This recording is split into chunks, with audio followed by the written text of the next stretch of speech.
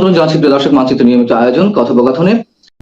দর্শক, ইরানকে কেন্দ্র করে অনেকগুলো ঘটনা আছে, খুবই গুরুত্বপূর্ণ ঘটনা। যেমন আমেরিকা কিন্তু ইরানের উপরে নতুন করে হামলা চালিয়েছে। ইরানের অন্তত 3টি শহরে হামলা চালিয়েছে আমেরিকা, এবং কিশ দ্বীপে একটি বেসামরিক পরিবারের 3 সদস্য, স্বামী স্ত্রী এবং তাদের 2 বছরের একটি মেয়ে মারা গেছেন। এরপরে সৌদি আরবের প্রিন্স সুলতান এয়ারবেজে হামলা হয়েছে, সেখানে ক্ষেপণাস্ত্র হামলা হয়েছে। এছাড়া সৌদি আরব ইরাকের উপর হামলা চালিয়েছে। ইরাকের প্রতিরোধকামী সংগঠন এর প্রতিশোধ নেওয়ার ঘোষণা দিয়েছে। ইরাকে যে হামলা চালিয়েছে সৌদি আরব এবং আমেরিকা মিলে, তাতে তো ইরানের আইআরজিসির 4 সদস্য তারা কিন্তু মারা গেছেন। এর পাশে সবচেয়ে বড় ঘটনা যেটা নতুন করে খবর বের হয়েছে, 56 ঘন্টায় চায়না থেকে 16টি কার্গো বিমানে করে অস্ত্র এসেছে ইরানে। তার ভেতরে সবচেয়ে বেশি গুরুত্বপূর্ণ যে অস্ত্র, সেটি হচ্ছে কাঁধে রেখে ফায়ার করা যায় এরকম ছোট মিসাইল লঞ্চার, যে মিসাইল লঞ্চারগুলো ইরানের জন্য এই মুহূর্তে খুবই কার্যকরী হবে। এছাড়া ড্রোন এবং আরো অন্যান্য অস্ত্র আছে বলে বলা হচ্ছে। 16টি কার্গো বিমানে এসেছে। এদিকে তুরস্ক, আমি গত 2-3 দিন আগে খবর দিয়েছিলাম, চীন থেকে তারা J-10C যুদ্ধ বিমান কিনবে। আজকের খবর হচ্ছে তারা শুধু J-10C না, J-35 যুদ্ধ বিমান কিনবে। এই J-35 হচ্ছে আমেরিকার F-35 এর চেয়েও উন্নত, এবং যথারীতি এরদোগান চীনকে ইউয়ানে অর্থাৎ চীনা মুদ্রায় অর্থ পরিশোধ করবে, ডলারে না। এই রকমের অনেকগুলো ভূ রাজনীতির জন্য খুবই গুরুত্বপূর্ণ, খুবই সেন্সিটিভ, স্পর্শকাতর এইরকম কিছু খবর আছে। দর্শক, এই বিষয়গুলো নিয়ে এখন আমি আলোচনা করব। আশা করি আপনারা শেষ পর্যন্ত সঙ্গে থাকবেন, আর ভিডিও ভালো লাগলে লাইক, কমেন্ট, শেয়ার করবেন এবং চ্যানেলটি সাবস্ক্রাইব করে সাথেই থাকবেন। দর্শক, চলুন বিস্তারিত আলোচনা করি। আলোচনার প্রথমে বলতে হবে, আমেরিকা এবং ইরানের মধ্যে নতুন করে কিন্তু যুদ্ধ শুরু হয়েছে আবার। ইরান গত পরশু রাতে জর্দানের মুওয়াফাক আল সালতি বিমানবন্দরে হামলা চালিয়েছিল, এবং সেটা ছিল আকস্মিক হামলা। এবং ওই হামলা ছিল ইরানের পক্ষ থেকে বলা যায় ভিন্নতর হামলা। কেন ভিন্নতর হামলা বলছি? ভিন্নতর হামলা বলছি এই কারণে, ইরান এতদিন যুদ্ধ করেছে আমেরিকার সাথে, আমেরিকা হামলা চালিয়েছে, তার জবাব দিয়েছে ইরান। আর গত পরশু রাতে যে হামলা করেছে ইরান আপনার জর্দানের মুওয়াফাক আল সালতি বিমানবন্দরে, সেই হামলাটা ছিল কিন্তু ইরানের পক্ষ থেকে। অর্থাৎ আমেরিকা না করার পরেও 3-4 দিন যুদ্ধ বন্ধ থাকার পরে কিন্তু হঠাৎ করে ইরান জর্দানের ওই বিমানবন্দরে হামলা চালিয়েছিল। তার মানে দাঁড়াচ্ছে ইরান কিন্তু তার যুদ্ধের নেচার এবং প্যাটার্ন পাল্টে ফেলল। এতদিন ছিল প্রতিরোধমূলক, এখন হলো আক্রমণাত্মক। এটা কিন্তু ইরানের পক্ষ থেকে সম্ভবত একটা বড় রকমের সিগন্যাল। এবং এর পাশে তো বলাই হচ্ছে যে ইরানের পক্ষ থেকে আমেরিকা এবং ইসরায়েল যে যুদ্ধ পরিকল্পনা করছে, সেই যুদ্ধ পরিকল্পনা বানচাল করার জন্য ইরানের পক্ষ থেকে তো প্রস্তুতি নেওয়া হচ্ছে, এটা তো একটা বিষয়। এছাড়া হরমুজ প্রণালী যে করেই হোক ইরান তার হাতে রাখবেই, কোনো মতেই ছাড়বে না। অতএব তার প্রস্তুতি কিন্তু সে সেইভাবেই নিচ্ছে। এটা গেল আর একটা দিক। আর সবচেয়ে বড় যে দিক, সেটা হচ্ছে যে ইরান এই হামলার মধ্য দিয়ে আমেরিকাকে এই মেসেজ দিল যে তোমরা মারলে আমরা মারবো, এই দিন শেষ, সম্ভবত এমন মেসেজ দিল। অর্থাৎ আমরা প্রয়োজন মতো, আমাদের যখন প্রয়োজন তখন আমরা যুদ্ধ করতে পারি, তোমাদের উপর হামলা চালাতে পারি। এবং ইরানের পক্ষ থেকে কিন্তু একটা কথা বলা হয়েছে যে যুদ্ধ শুরু করেছে আমেরিকা, তারা যুদ্ধ শেষ করতে পারবে না, যুদ্ধ শেষ করব আমরা, অর্থাৎ ইরান। ইরানের পক্ষ থেকে বক্তব্য, সেক্ষেত্রে মোটামুটি ভাবে বলাই যাচ্ছে যে এই যুদ্ধের নেচার, গতি, প্রকৃতি অনেক কিছু কিন্তু পাল্টে যাচ্ছে। এদিকে সৌদি আরব যে যুদ্ধে জড়িয়ে গেল, তাতে কি দাঁড়ালো? এই কয়েকদিনের ভেতরেই সৌদি আরব, ইয়েমেন, ইউক্রেন, এই সমস্ত দেশ কিন্তু যুদ্ধে জড়িয়ে গেল। এরপরে কুয়েত আর বাহরাইন থেকে ইরানের উপরে হামলা চালানো হয়েছে বলে বলা হচ্ছে। যদি তাই হয়, তাহলে মধ্যপ্রাচ্যের ঘটনা মনে হচ্ছে কিছুটা পরিবর্তন হচ্ছে, পাল্টে যাচ্ছে। হয় মধ্যপ্রাচ্যের এই মুসলিম দেশগুলো, আরব দেশগুলো ইরানের বিরুদ্ধে শক্ত অবস্থান নিতে যাচ্ছে, আর না হয় অন্য কোনো খেলা খেলছে, যার কারণে হয়তো, আমি জানি না, এটা এমন হতে পারে কিনা, তাদের কৌশল কিনা, যে যেভাবে হোক আরো ইরানকে আরো উত্তেজিত করে আরো হামলা চালিয়ে মধ্যপ্রাচ্যে আমেরিকার অবস্থানটাকে একেবারে জিরো করে ফেলার ব্যবস্থা। এমনটা নাও হতে পারে, দেখা গেল যে সত্যি সত্যিই তারা ইরানের সাথে শত্রুতা করছে, এমনও হতে পারে। আবার এমন ব্যাখ্যাও আছে, আমি নিজে একদিন বলেছিলাম যে হরমুজ প্রণালী বন্ধের পাশাপাশি বাব আল মানদেব প্রণালী বন্ধ করে দিয়ে আমেরিকাকে প্রচন্ড রকমের চাপে ফেলে আরো যুদ্ধের ভেতরে ফেলে আমেরিকার এই অঞ্চলের অর্থাৎ মধ্যপ্রাচ্য অঞ্চলে যত ঘাঁটি আছে সমস্ত সবগুলোকে একেবারে তছনছ করে দেওয়ার ব্যবস্থা করে এই অঞ্চল থেকে তারা হয়তো সবাই মিলে বিদায় দিতে চাচ্ছে। কিন্তু সৌদি আরব, কুয়েত এরা হয়তো সরাসরি বলতে পারছে না, কাতার, বাহরাইন, কুয়েত হয়তো এই সমস্ত দেশ বলতে পারছে না, কিন্তু ইরানকে দিয়ে ইনডাইরেক্টলি হয়তো সেই কাজটা করানোর চেষ্টা করছে, এমন হলেও হতে পারে, জানি না। যুদ্ধ পরিস্থিতির বিষয়টা ভিতরে আসলে অ্যাকুরেটলি বলা খুব কঠিন ব্যাপার, কারণ কখন কোন পরিস্থিতিতে কি হয় এটা বলা কঠিন ব্যাপার। আর একটা ব্যাপার হচ্ছে যে কার পলিটিক্স, কার স্বার্থ যে কোন জায়গায় এবং কে কার হয়ে কখন কোন ভাবে দাবার ঘুটি যে চালে পাল্টায় বলা মুশকিল। সেই জন্য আমি বলবো যে যে কোনো সম্ভাবনায় হতে পারে। তবে যদি সৌদি আরব অ্যাকচুয়ালি ইরানপন্থী যে সমস্ত বিপ্লবী বা প্রতিরোধকামী সংগঠন রয়েছে, যেখানে ইরানের 4 জন IRGC সদস্য মারা গেছে, ব্যাপারটা যদি এরকম হয় তাহলে ইরানের পক্ষ থেকে কিন্তু কড়া জবাব হবে এবং সম্ভবত সৌদি আরব বড় রকমের হামলার মুখে পড়লেও পড়তে পারে, কিছু বলা যাচ্ছে না। সৌদি আরবকে হয়তো আর ইরান ছাড় নাও দিতে পারে যদি ব্যাপারটা অ্যাকচুয়ালি সৌদি আরব জেনে বুঝে ইচ্ছাকৃতভাবে এই কাজগুলো করে থাকে। আবার অনেক সময় এমন হয় যে দেখা গেল সৌদি আরব থেকে বিমান উড়েছে ঠিকই, কিন্তু আমেরিকায় হামলা চালিয়েছে, বোঝা মুশকিল, এই সিচুয়েশনে যাচাই বাছাই করা মুশকিল। এখনো ইরানের পক্ষ থেকে পরিষ্কার বলা হয়, দেখা যাক কি হয়, আমরা অপেক্ষা করছি।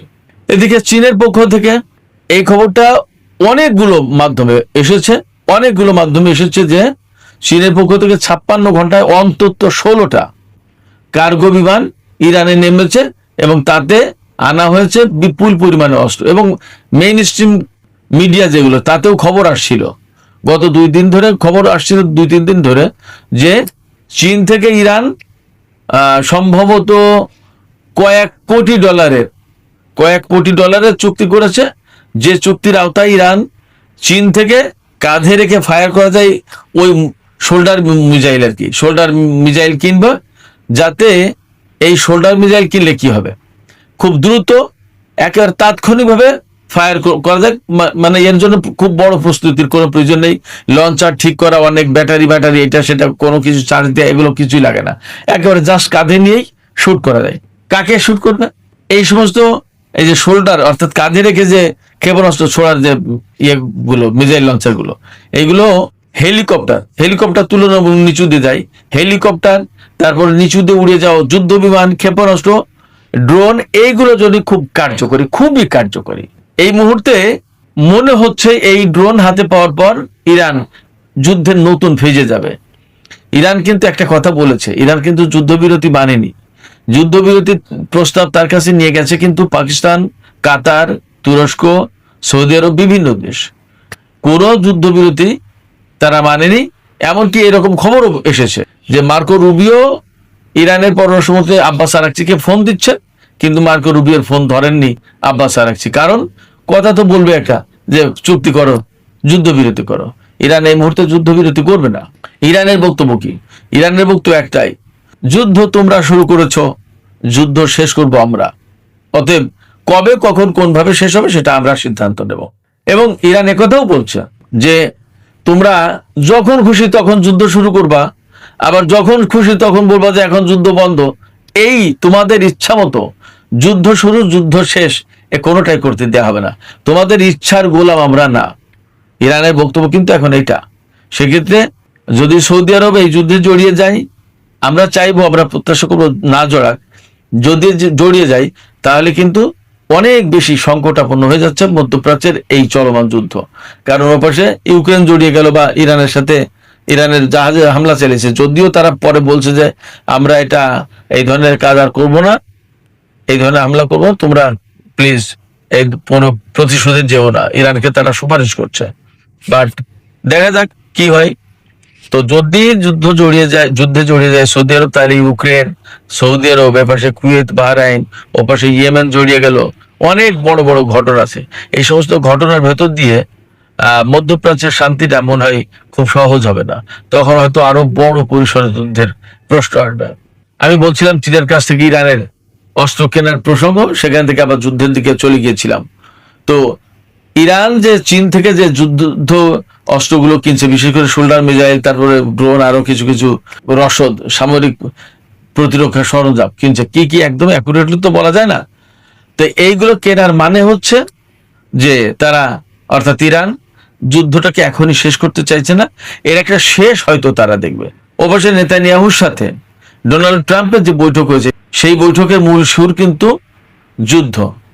নেতানিয়াহু যেভাবে উনি বুক উঁচিয়ে বললেন যে ডোনাল্ড ট্রাম্পের সাথে এর আগে কখনো এত সুন্দর বৈঠক তার আর হয়নি, এর মানে কি নেতানিয়াহু এই মুহূর্তে চাইছে যুদ্ধ করে ইরানকে একদম শেষ করে দিতে, এবং হয়তো ডোনাল্ড ট্রাম্পকে তিনি রাজি করাতে পেরেছেন, বা যেভাবে হোক তার মেসেজটা কিন্তু ইরানের জন্য খুব স্বস্তিদায়ক না।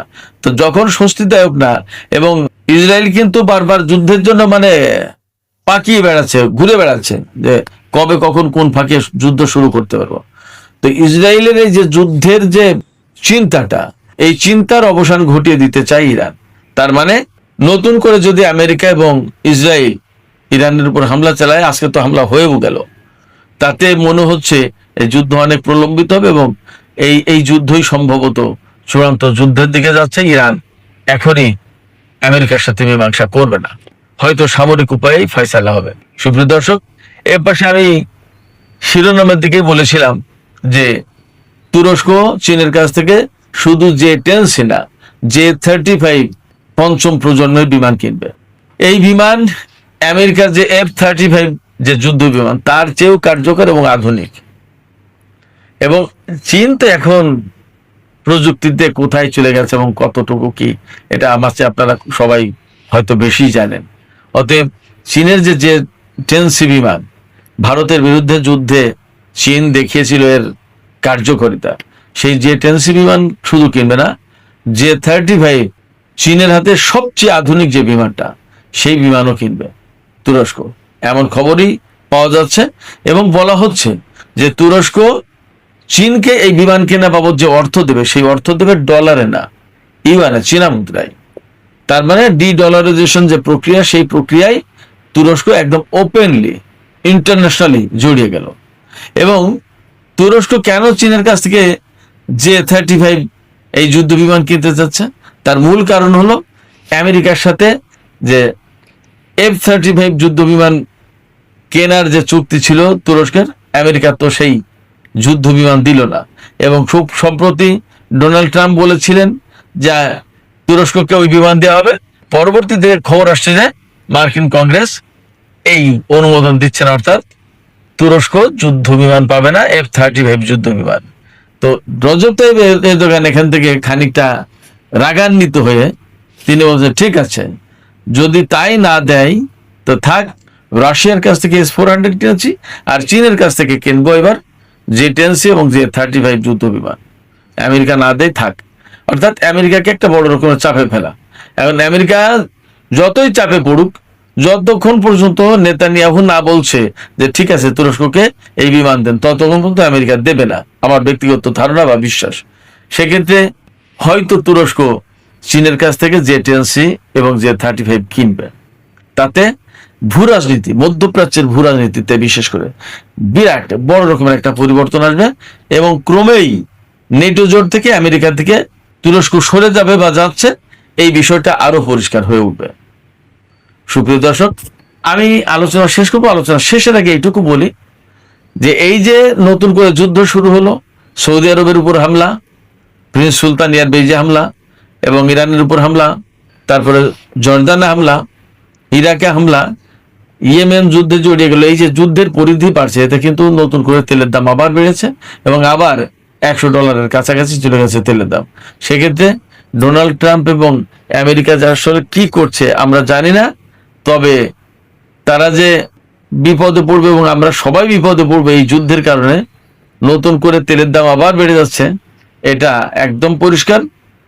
এই জায়গা থেকে আমি ব্যক্তিগতভাবে মনে করি যে আমেরিকার অবশ্যই সরে আসা উচিত, এই যুদ্ধ বন্ধের জন্য যা করা উচিত তাই করতে হবে। অহেতুক ইরানের সাথে ঝগড়া বাঁধিয়ে বা ঝগড়া বাড়িয়ে লাভ নেই। তো সুপ্রিয় দর্শক, এখনকার আলোচনা এখানে শেষ করতে চাইছি। আলোচনা শেষের আগে আমি আপনাদের কাছে একটা প্রশ্ন করতে চাই তুরস্কের ব্যাপারে। আমরা তো সবাই দেখছি যে তুরস্ক মোটামুটি চীনের কাছ থেকে এই যুদ্ধ বিমান কেনার চেষ্টা করছে, J-10C বা J-35, এমন খবর কিন্তু এখন যথেষ্ট বলি। তো সুপ্রিয় দর্শক, আমরা তো দেখতে পাচ্ছি বা বিভিন্ন মাধ্যমে খবর কিন্তু আসছে যে তুরস্ক চীনের কাছ থেকে J-10C এবং J-35 যুদ্ধ বিমান কিনতে চায়। যদি এই যুদ্ধ বিমান কেনে তাহলে মধ্যপ্রাচ্যে একটা বড় রকমের পরিবর্তন হয়ে গেল বলে মনে করা হবে। আসসালামু আলাইকুম। মার্কিন যুক্তরাষ্ট্রের প্রেসিডেন্ট ডোনাল্ড ট্রাম্প ঘোষণা করেছে গাজায় সম্পূর্ণরূপে নিরস্ত্র হওয়ার সম্মতি দিয়েছে হামাস। হামাসের সাথে একটি চুক্তিও স্বাক্ষরিত হয়েছে। চুক্তি অনুযায়ী আগামী মাত্র 14 দিনের মধ্যে হামাস তাদের হাতে থাকা সকল অস্ত্র সমর্পণ করবে। বিনিময়ে গাজা থেকে সৈন্য প্রত্যাহার করবে ইসরায়েল, তবে সেটা ধাপে ধাপে। কি আছে এই চুক্তিতে? কি বলছে ডোনাল্ড ট্রাম্প? কি হবে ফিলিস্তিনের ভবিষ্যৎ? হাতিয়ার ছেড়ে দিলেও কি আজাদি পাবে ফিলিস্তিন? স্বাধীন হবে ফিলিস্তিন রাষ্ট্র? অ্যাটলিস্ট ইসরায়েলি হামলা বন্ধ হবে? সেই বিষয় নিয়ে আজকের লাইভে জরুরি বিশ্লেষণ করব। আজ 31 জুলাই, আপনারা দেখছেন তুরস্ক থেকে প্রচারিত তুর্কিয়ে পিডিয়া নিউজ। প্রিয় দর্শক, সেই সাথে আমরা ইরান আমেরিকা যুদ্ধের সবশেষ আপডেটও জানাবো। এই মুহূর্তে আল জাজিরা চ্যানেলের breaking live. Hamas reportedly agrees to historic disarmament agreement, অর্থাৎ হামাস ঐতিহাসিক অস্ত্র সমর্পণ বা অস্ত্র প্রত্যাহারে রাজি হয়েছে। আল জাজিরা ব্রেকিং সংবাদেও সেটি জানাচ্ছে। Hamas confirms deal reached with Israel. এর আগে ডোনাল্ড ট্রাম্পের ঘোষণার পর সবার মধ্যে একটা আশঙ্কা তৈরি হয়েছিল, আসলে হামাস রাজি হয়েছে কিনা এই ধরনের ঘটনায়, কারণ হামাসের লড়াইয়ের ইতিহাসের সাথে এটি যায় না। প্রিয় দর্শক, আজকের সবচেয়ে বড় বিলিয়ন ডলার কোশ্চেন, হামাস কি সঠিক কাজ করছে নাকি হামাস ঐতিহাসিক ভুল করলো? আপনাদের কাছে কি মনে হয়? অস্ত্র ছেড়ে দিলে ফিলিস্তিনিরা কি মুক্তি পাবে? যেখানে গতকালকে ইসরায়েলের একজন মন্ত্রী বলেছে, বেজালাল স্মটরিচ, ইসরায়েলের ফাইন্যান্স মিনিস্টার বলেছে, ফিলিস্তিনিরা বিশেষ করে গাজাবাসীরা একটা কারাগারের মধ্যে রয়েছে। তারা গাজায় থাকতে চায় না, তারা স্বেচ্ছায় গাজা থেকে বের হয়ে যেতে চায়, কিন্তু মিশর এবং আরবরা তাদেরকে বন্দী করে রেখেছে। মিশরের উচিত গাজার গেটগুলো খুলে দেওয়া, তাহলে গাজাবাসী চলে যাবে ফিলিস্তিন থেকে। অর্থাৎ এখনো গাজাবাসীকে গাজা থেকে তাড়িয়ে দেওয়ার পরিকল্পনা বাতিল করেনি ইসরায়েল। তারা এখনো চায় গাজাবাসী গাজা থেকে চলে যাক, গাজার সমুদ্র সৈকতে তারা বিলাসবহুল রিসোর্ট বানাবে। যদিও ডোনাল্ড ট্রাম্প বলছে অন্য কথা, গাজায় হামাস অস্ত্র সমর্পণ করলে তারা গাজায় পুনর্গঠন শুরু করবে। কিন্তু ডোনাল্ড ট্রাম্পের সেই কথা আসলে কতটুকু বাস্তবায়নযোগ্য, কতটুকু বাস্তবায়ন হবে? আমরা যদি গাজার শান্তি আলোচনা বা গাজার শান্তি চুক্তির পরের দৃশ্য দেখি, এখন পর্যন্ত গাজায় 1200 মানুষকে হত্যা করা হয়েছে। 1200, 1200, এবং প্রতিদিন গাজায় ইসরায়েল হামলা করছে। গতকাল ইসরায়েলি হামলায় গাজায় 6 জন ফিলিস্তিনি নিহত হয়েছে, তার মধ্যে ছোট্ট ছোট্ট শিশুদের সেই দৃশ্যগুলো যারা গাজা যুদ্ধের সময় দেখেছেন। আমরা তুর্কিপিডিয়া থেকে প্রতিনিয়ত আপনাদেরকে গাজার আপডেট সংবাদগুলো জানাচ্ছিলাম। এই ধরনের দৃশ্য দেখে শেষ পর্যন্ত কঠিন সিদ্ধান্ত নিয়েছে হামাস। এই সিদ্ধান্তে কি আছে আমরা সেই বিষয়ে জানাচ্ছি। মার্কিন প্রেসিডেন্ট ডোনাল্ড ট্রাম্প ঘোষণা করেছেন বোর্ড অফ পিচের মধ্যস্থতায় একটি কাঠামোগত চুক্তি হয়েছে, যার মূল লক্ষ্য 1 নম্বর, গাজায় সম্পূর্ণ নিরস্ত্রীকরণ করা। এখানে একটা কথা আছে, এখানে হামাসের নাম নেই, তার মানে গাজায় শুধু হামাস নয়, আরো অনেকগুলো সশস্ত্র গোষ্ঠী আছে, তাদের সবার অস্ত্র কেড়ে নিতে চাইছে ডোনাল্ড ট্রাম্প। 2 নম্বর, গাজা একটি টেকনোক্রেট অরাজনৈতিক সরকার বা প্রতিষ্ঠান প্রতিষ্ঠা করা। 3 নাম্বার, আন্তর্জাতিক তত্ত্বাবধানে ইসরায়েলি বাহিনী ধাপে ধাপে প্রত্যাহার করা এবং পরিকল্পনা অনুযায়ী গাজায় সামরিকরণ শেষ করে সেখানে একটি নতুন প্রশাসনিক কাঠামো গড়ে তোলা হবে। পরবর্তীতে নির্ধারিত সময়সূচি অনুযায়ী ইসরায়েলি বাহিনী ধাপে ধাপে এলাকা ত্যাগ করবে। তবে ইসরায়েলের রাজনৈতিক মহলের কিছু সূত্র এই পরিকল্পনা নিয়ে সংশয় প্রকাশ করেছে। তাদের মতে পূর্ণ নিরস্ত্রীকরণ নিশ্চিত হওয়ার আগে কোনো ধরনের প্রত্যাহার নিরাপত্তার চাহিদা পূর্ণ করবে না। প্রিয় দর্শক, এখানে অনেকগুলো আশঙ্কার সংবাদ রয়েছে। সেই আশঙ্কার সংবাদ হলো, 1 নাম্বার, গাজায় ডোনাল্ড ট্রাম্পের উদ্যোগে যে শান্তি চুক্তি হয়েছিল সেই চুক্তির প্রথম ধাপের সকল শর্ত পূরণ করেছিল ফিলিস্তিনিরা, কিন্তু ইসরায়েল কি তার শর্ত পূরণ করেছিল? ইসরায়েলের দ্বিতীয় ধাপে যাওয়ার কথা ছিল, ইসরায়েল কিন্তু দ্বিতীয় ধাপে যায়নি। ইসরায়েলের ইউলু লাইন থেকে সৈন্য প্রত্যাহার করে রেড লাইনে ফিরে যাওয়ার কথা ছিল, ইসরায়েল কিন্তু সেটা করেনি। বরং ইসরায়েল ইউলু লাইন থেকে আরো সামনে বেরিয়ে, যেখানে তাদের নিয়ন্ত্রণে ছিল 53% জায়গা, তারা এটাকে 60% করেছে। তারা এটাকে 70% করার কাজে এগিয়ে যাচ্ছিল। আমরা গাজার সর্বশেষ একটি মানচিত্র দেখাই। এই মানচিত্রটি গাজার যুদ্ধবিরতি যখন হয় তখনকার। এখানে যে গভীর নীল কালার যেই জায়গাটি দেখছেন, এই জায়গাটি ইসরায়েলের দখলে থাকা। আর মেরুন কালার যে জায়গাটি, এটা ইসরায়েল দখল করেছিল কিন্তু চুক্তির কারণে ছেড়ে দিয়েছে। এই চুক্তির কারণে ফিলিস্তিনিরা ইসরায়েলের হাত থেকে অনেকটা জায়গা রক্ষা করতে পেরেছিল, যেই জায়গাটিতে এখন ফিলিস্তিনিরা আছে। কিন্তু ইসরায়েল আবারও এই জায়গাটি দখল করতে চাইছে। আবার এখানে একটা হলুদ জায়গা দেখছেন উত্তর গাজায়, এই জায়গাটি ইসরায়েলের সমর্থিত কিছু সশস্ত্র মিলিশিয়া গ্রুপের হাতে, যারা বিভিন্ন সময় ফিলিস্তিনিদের উপরে আক্রমণ করছে। এখন প্রশ্ন হলো, ফিলিস্তিনিরা তাদের সবকিছু করলেও ইসরায়েল তাদের সব শর্ত মানবে কিনা? এই চুক্তি, নতুন চুক্তি অনুযায়ী আগামী মাত্র 15 দিনের মধ্যে হামাস তাদের সকল অস্ত্র সমর্পণ করবে। হামাস তাদের অস্ত্র কার কাছে সমর্পণ করবে? ইসরায়েলের কাছে? না, ইসরায়েলের কাছে সমর্পণ করবে না।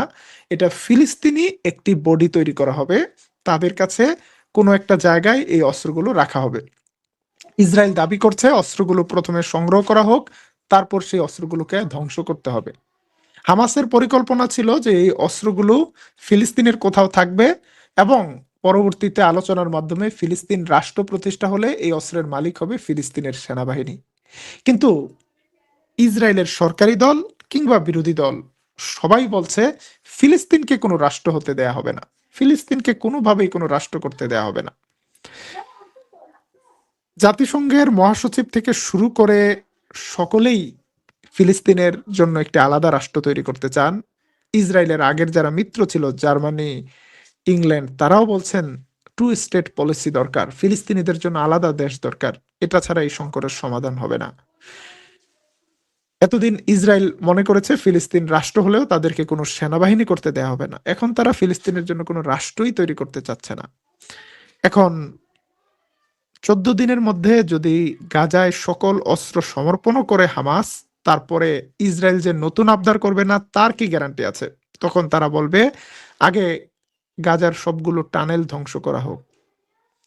সব টানেল ধ্বংস করা হলে তখন যে আবার নতুন আবদার করবে না তার কি গ্যারান্টি?